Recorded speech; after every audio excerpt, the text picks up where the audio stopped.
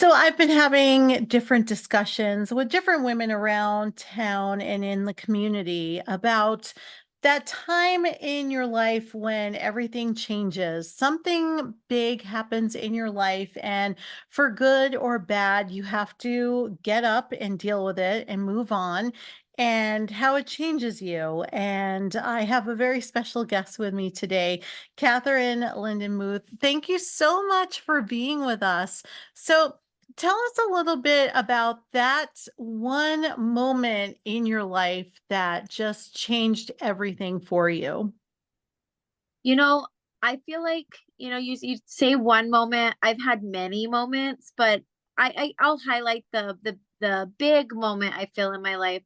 But I do feel that you may have multiple moments. Like it does happen, and it's just cause of um the necessary, change or moving forward that maybe you needed. But um in 2019, I guess we could backtrack. 2018, my dad passed, and then in 2019, my husband passed. They passed within 11 months, and it was such a big shock change. We were only given like about a month and a half to really say goodbye, to get, try to find options. And then initially, just, at the end, just, getting to say, your goodbyes. And it changed so much for my family. We had been married for, gosh, I want to say, oh, it was almost 5 years.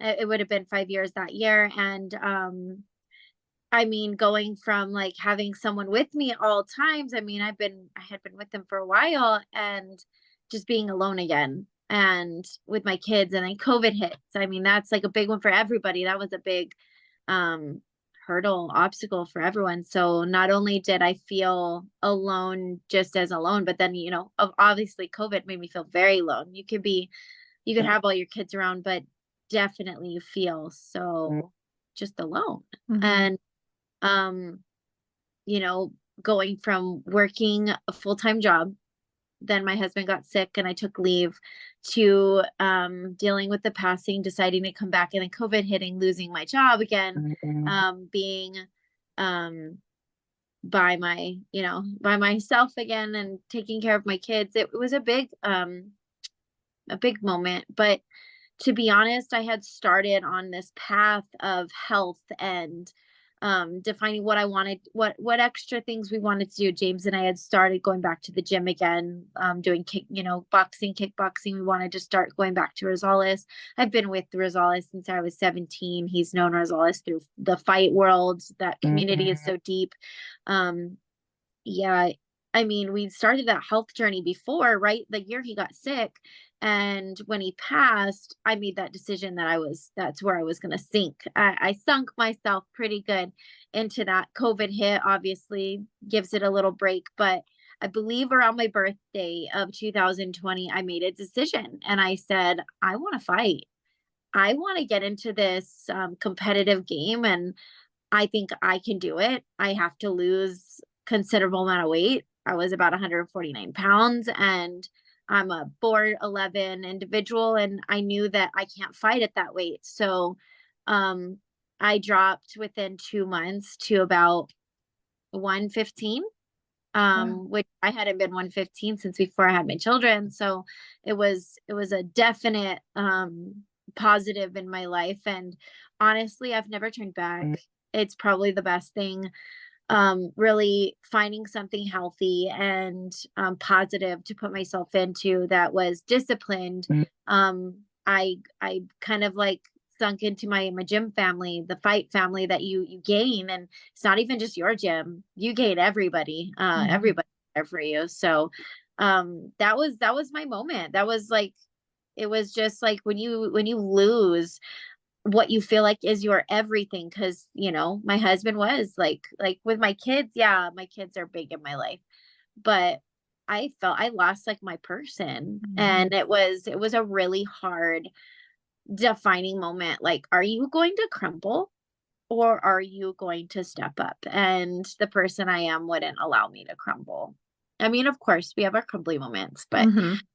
in the long run, you just have to decide, like, I'm still here.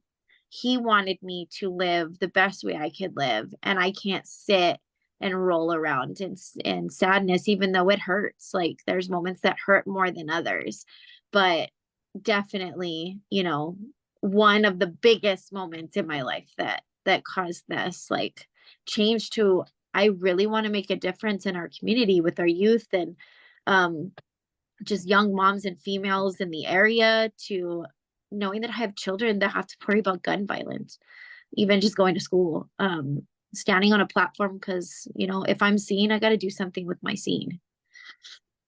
So, I love that. You've said so much. So I'm so sorry for your loss. And I knew your husband too, and he was an amazing man. And losing your father is like nothing in this world. So my heart goes out to you. But you said something, and I think that's a common theme with a lot of the women I'm talking to, is that you had your moment where you felt so alone. And I think the important part of doing these videos and getting these messages out there is that we're not alone, and that's what you feel so alone, but we have so many people around us who do want to be there for us, and that's so important. And community, you're doing so much for your community, and look at what you're teaching your kids. You're teaching your kids that in the face of just disaster and heartbreak, that you can turn something around and turn your life around, and really, you do have two choices. You said it perfectly. You could either crumble, or you can rise from the ashes. And wow, what a role model you are for your kids. How supportive are they, and how old are they now? my kids are, gosh, they're not even, I feel like they're not even kids. They'll always be my babies, but my son turned 16 this year. Oh wow. Middle son turns 14, and then my youngest just turned 10, so I have them all in double digits. Yep. uh, an elementary school, middle school, and a high schooler, a driver. I mean, my schedule just tripled on what they want to do.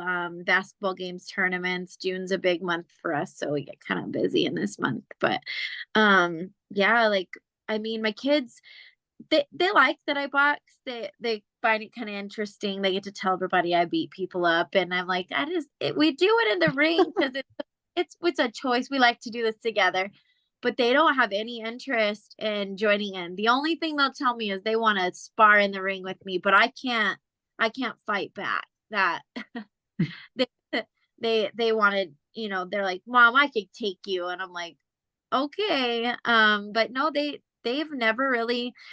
Some of it's fun, hitting the bag is fun, but at the end of the day, they're like, "No, and we want our own thing." But what I try to instill is that determination. Like, yeah, things may hurt sometimes, and it is going to be inconvenient. But if you don't fall in love with the hard things in your life and the things that are harder for you to do, you're going to miss so many blessings that have already come your way. Like, because you can love all the good stuff, and then you'll start highlighting all the things you don't like. But if you love the hard things, like, those good things, just they rise, and then the harder things get easier, and you just keep progressing.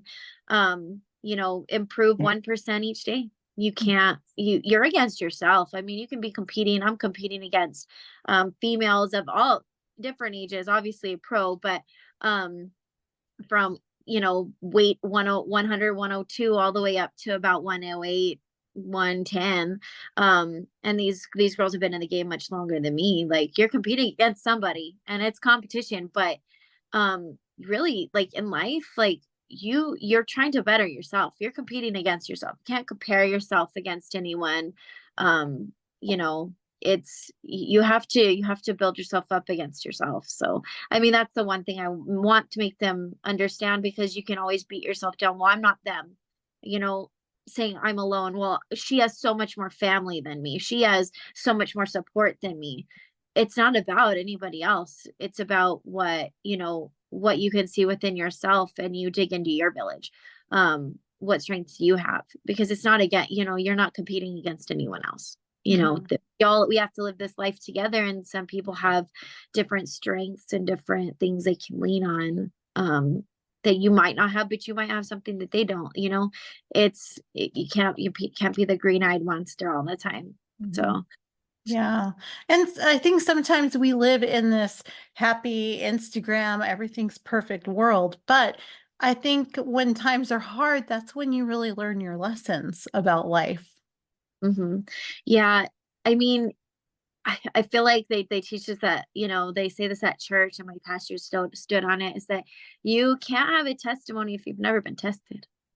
Like, Yep. I mean, you'll have some testimony, but what if you are tested and you have something to speak? Like, you might be reaching someone else that they're like, wow, I didn't know that I wasn't the only one that went through that. I don't know how many times that I've sang worship up on the legacy stage and been so honored just to be there and have somebody approach me like, wow, like I I can't believe I see you up there. They know what I do. They know what I've been through. They're like, I didn't know that I could do that too. Maybe I can do that. You inspire people and you don't even know who you're inspiring. It's like you don't know who's watching. You've got to live your life on a different level, like, pleasing God, being above that all, just because you don't know who's watching, who you're Mhm. inspiring. Little girls in the gym that give me high fives, and they watch me work out, and I have to be a different mindset, because it's no longer about me. Like, my life, sure, we want to live happy, and I want to be happy, and I am happy right now, but it's not about me anymore, because my life shines on others, and others are what are built up, and the youth, like, sorry, our young kids, like, they're our future. Like, I was my parents' future, and we're going to keep building it, but they're the ones that your life, you're kind of living for. Mhm. You've got that shine on them. You got to be different. I think that's one of the things I admire the most about you too, is that you are so about our community. And I think that's important because there's a lot of people who are quick to talk about everything that's bad, but then what are they doing to help? And I feel like you are one of those people who are definitely trying to lead by example. And I think that's so important. Well, and some people, they just want to, like, if you see a problem, you can't be a problem finder without being a solution maker. Like, I'm a problem solver. Like, and I know not all things can be solved immediately, but you have to put it out there to get it back. If you want to see change, you have to be the change. And hopefully that what I can do with my time here, whether I'm boxing or I'm coaching or I'm just sitting in the stands with my kid, hopefully I can do as much as I possibly can to inspire and or help, or lift someone up, because we are in this life together. Like, it's hard not to feel alone sometimes, but to understand you really aren't. Like, Mhm. I felt so alone for so long, wondering why me, why this, what do I do now? And I'm like, I can't do that. I'm not alone. There's so many people that I've actually, encountered in the last year that have lost a spouse, or they've lost someone extremely close to them, their father or their child, that they feel in that same pit of, what do I do now? Like, you just, like, the most important thing to me just got taken. What do you do now? Like, what am I supposed to do? And not just trying to put my viewpoint on them, just to be there and to have them see it's possible. Like, it's been, gosh, I'm all trying to count the years, like 5 years since he passed this year, and I couldn't have imagined where I would be now, but I know it's possible. Like, I took myself out of a very, very low spot in my life to somewhere much better, to where I can make a difference. Um, and there's people that they're going to be continuing people that go through the same thing I have gone through, and I just know I have to show them, like, it is possible, and you are not alone. Mhm. Well, I was going to ask you what advice do you have for someone who just feels that aloneness right now? Well, I know in me, like I'm a very spiritual person. Like God has never left me, and He always has a plan. And I always say that if you feel alone, you know He's there. Like He's always there. You may not always feel Him, but He wants us to reach. He wants us to reach for Him, and that you can't isolate yourself and then feel bad about being alone. You've got to be able to ask for help, even in the moment where you're like, I don't know if I feel worthy of help, or I don't know if anybody's going to want to be around me. More people will want to be around you, to be there for you if you let them in. Grief is a hard thing. And yes, of course, you've got to do it. Like I held back really grieving in front of my kids for a long enough time that I had to do a lot of catch up on myself. It kind of hits you. It will Mhm. hit you when you thought you were cool and you were good. I've gone over this. It never leaves you. I mean, my mom's been gone since I was 13. One of my other boys' dad, he's been gone for over 12 years. Like it just, these things just, they're present, they never leave, but you get stronger through them.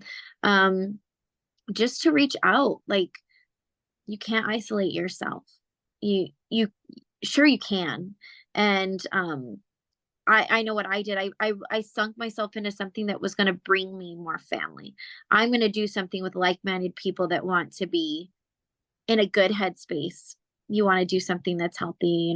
It's a really common thing, and I don't know if it's, pretty sure it's not just a New Mexico thing. It's all through our world. Like to sink into, you want to sink into like drugs or alcohol or something to make you just feel nothing, because you already feel nothing and nowhere. Finding something healthy will make you only want to be healthier.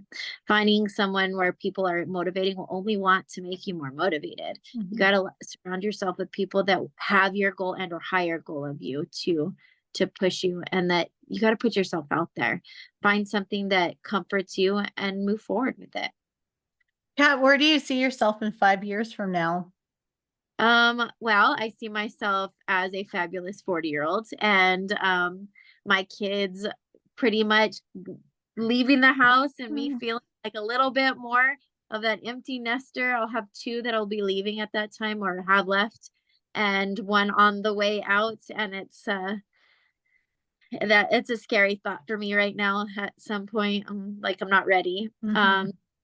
But I see myself, like, to be honest, I want to have a title. Like, I mean, I love to boast on my career. Like I pushed so hard and I've come so far.